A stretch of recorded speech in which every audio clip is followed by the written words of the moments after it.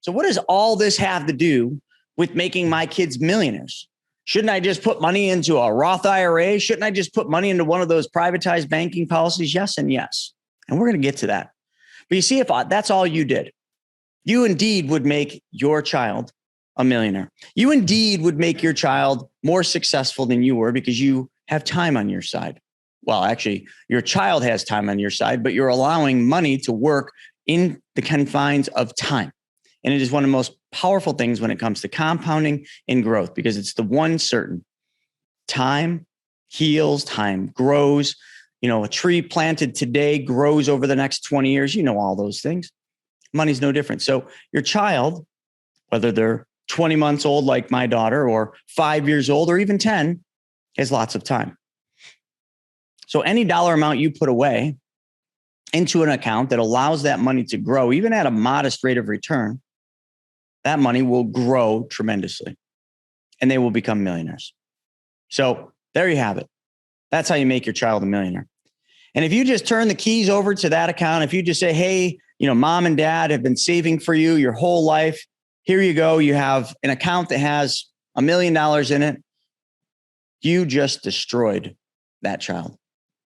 Well, I shouldn't just say you just destroyed that child, but you just took away the one thing that probably most of you listening didn't have or did one way or the other. You took away their ability to value that money. You see, the tool, which is the money, has to be valued. And the value that comes from the tool should really come from what the tool does. I know this is all sounding like mumbo jumbo, but think about it. If you have a shovel in your garage, when do you pull that shovel out?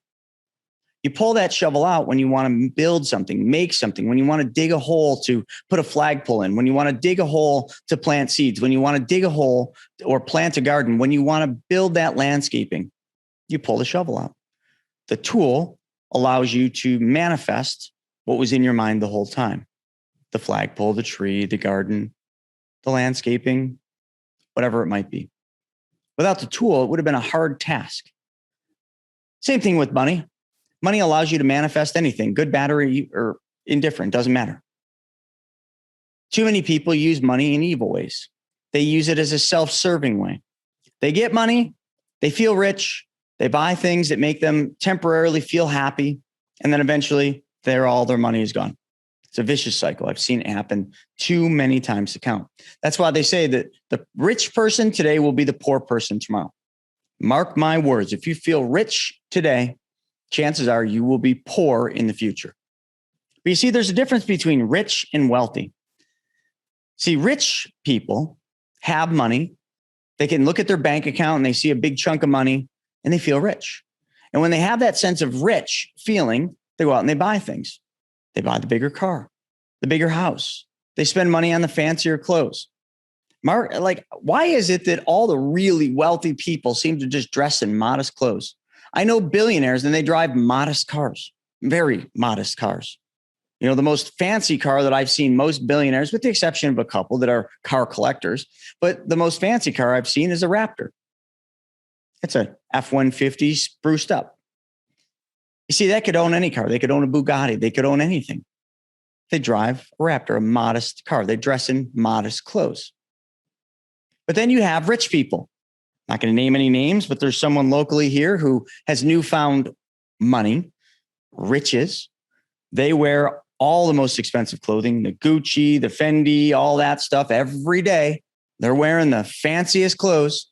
Every day they're flaunting the new car that they're looking to buy with the really expensive upgrades.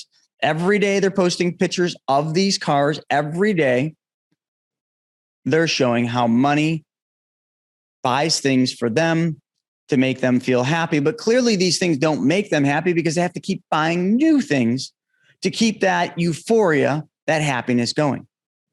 Is that how you want your kids to react? Do you want to just hand them newfound money so they can go out and buy the fanciest clothes, act like the richest person, put an ego up and treat other people like they're less than them? I'm not saying that that's all rich people, but boy, oh boy, have I seen that. You want your children to respect money. You want your children to value what money does, the tool. And what money does is solves other people's problems. See, there's 6 laws to wealth, and you've heard me talk about the laws of wealth, but one of the most important laws of the 6 is law number 5. And law number 5 is the gift of giving. That is it. Law number 5, give more. Give more unconditionally. Give more to solve other people's problems. That is a law. And if you do just that, you will have all the riches, you will have all the wealth you could ever want, but you will be fulfilled. You will have a sense of purpose because you spent your time giving and solving other people's problems. Let's fast forward to what will be all of our final moments. When we're sitting either in a hospital bed or at home in our bed, what is it that you see? What is it that you're thinking about? When you're in your final moments and you know the end is certain, do you sit there and say, I wish I wouldn't have spent so much time focused on things? Do you sit there and talk about, oh, guys, it's been such a great life. Those Lamborghinis and those big houses were just so awesome. Or do you sit there and talk about the memories of the ones that you loved? Do you talk about the things you did to leave a legacy, which is law number 6, that lives beyond you? The people's lives you touched by solving their problems, the people's lives you touched by giving. Those are the things you think about. You think about the love you gave, the time you shared, the memories you created, the experiences you made. None of which has to do with the clothes you wore, the car you drove, the house you lived in, or any of that bullshit. In your final moments, in everyone's final moments, they wish that they gave more. They wish they solved more people's problems. They wish they did more for others. They do not wish they did more for themselves. That right there sums up the whole baseline for what I'm going to show you next. What I'm going to tell you next is how to make your kids millionaires. Again, I've already told you how simple that is. But in making them millionaires, you need to teach them lessons. I'm going through this exercise right now. I have a 20-month-old. Now, maybe a bit early. Well, some people would say it's not. I'm going to tell you it's not. I am teaching my daughter the values of doing nice things for others, starting with animals, okay, because we have cats. So teach her to be nice and respectful to cats. Teach her to do nice things for the cats and show her what the response is. Teach her to say thank you and please. Teach her that when she wants something, there's different ways to go about doing it than just trying to take it. Teach her to be a loving person. As time goes on, one of the things I am going to do very soon, probably this year, okay, when she's 24 months old, this will be my mark where I start this. Vivi will go on payroll for one of our companies. That's right. But some of you are thinking, well, why would you put your daughter on payroll? I will put my daughter on payroll so that, number one, she starts earning an income for doing stuff. I want to teach her what that's like, even at a young age. And I will show her the checks will come in her name. Mark my words, it will not be an ACH. It will be a bill pay check that she gets. So that then I can take that time to tear open the check with her, to explain her what this is, to explain to her what she did to get this. I will say, Vivi, do you remember the day we were outside and you were in the snowboard and daddy had the photographer taking pictures of you? You were a model. You were modeling the snowboard. You were modeling the essence of snowboarding as a young and little girl. Vivi, do you remember the time where you were at the office and daddy had you filing papers and daddy had you doing these different things? Vivi, I was teaching you the low levels of the business because there's not one person in an organization that can't do the lowest level or the highest level. Usually, the proprietor, the owner of a business started at the bottom in one way or the other, and they worked their way up. So Vivi, this is the bottom. Respect it, enjoy it, understand it. And then this paycheck is for those efforts. But she will not get the paychecks. The paychecks will then go into an account. You see, when you pay a minor, the income to a certain level, a little over $12,000, is 100% tax-free to that child.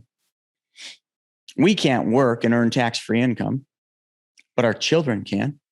So I will put her on payroll and I will pay her for tasks performed. I will pay her to learn the importance of not just the high level things, but the lowest of the low level things. And eventually, yes, she will learn how to clean bathrooms because I had to. She will learn that when the bathroom and the toilet overflows, this is what you do with the plunger because that's what I had to do. She will learn all these things that seem insignificant, that some people would even say, why would you ever have your daughter do that? Because if she doesn't know how to do that, you harm her when that actually happens later in her life. You see, these are the things that I will instill in Vivi when she's younger. And she will spend time doing these things. Some of them will be things that she doesn't enjoy. Good. We all have to do things in life we don't enjoy to get to the things we do enjoy. Trials and tribulations of life. She will do all of them. And she will also benefit from the fun things. She will be on planes with me, traveling to events. She will get on stage with me, and she will be part of the speech of which she will get paid for. She will be the one manning, or I should say, she will be the one, not manning, but working the booth, selling the shirts, talking to people about what Daddy and Vivi's talk was all about. She will be giving information, taking their information down. For that, she will be paid. And she will continue to go on these different journeys with me and with Larissa. And she will continue to go to the houses that we're renovating, the houses that we rent out. She will learn the importance of the place that we created, the renovation that we did, and how that serves the people that are living there. She will learn that those people then pay to live in that in the form of rent. But that rent comes with obligations from us. That person pays us rent for us to provide them a nice, safe living environment. And she will definitely be taught that when things go wrong, this is how you handle them. You fix them. Whether it's something you created, a problem you created, or a problem the tenant created that they lied to you about, we will deal and teach her how to deal with those problems in a kind and understanding way. But sometimes in a firm way. Because sometimes people will try to take advantage of us. Sometimes people will try to take advantage of her. And she needs to know how to react to that in a kind yet tactical way. You see, all these things are things that most of you have had to go through in your life. And if you didn't, that's a shame. It's a shame. If you were handed everything, if you never had to pay for anything, if you were like some of the people in my family that pretty much have been given everything, everything's been paid for. When they turned 16, they got the car and the parents paid for the insurance. When they really never had to work for anything, I can tell you what happens. Because in my own family, I can identify exactly what went wrong and why they are spoiled brats that don't have respect and don't even know how to say fucking thank you. Excuse my language. Those people that I'm referring to, of which names I will not give, those will never be how my daughter grows up. My daughter will never be handed things. She will live a good life because obviously we have worked very hard to get where we're at, but she will never be handed things. She will never take those things for granted. She will understand the work and the effort that went behind all of them. And through these journeys, what she will be taught is the laws of wealth over and over and over and over and over again. The laws of wealth will be taught to her through different lessons and different applications. She will be taught to save money. How will she be taught? Well, she will work, like I just described. She will be paid for that work. She will know that there's a check that comes from her efforts and energies that she puts in.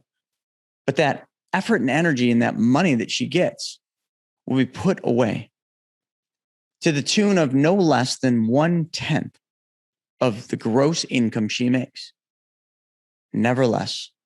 In most cases, more. And the reason that we will do that is we are teaching her one of the laws, the first law, law number 1, which is keep no less than 1/10 of your gross income.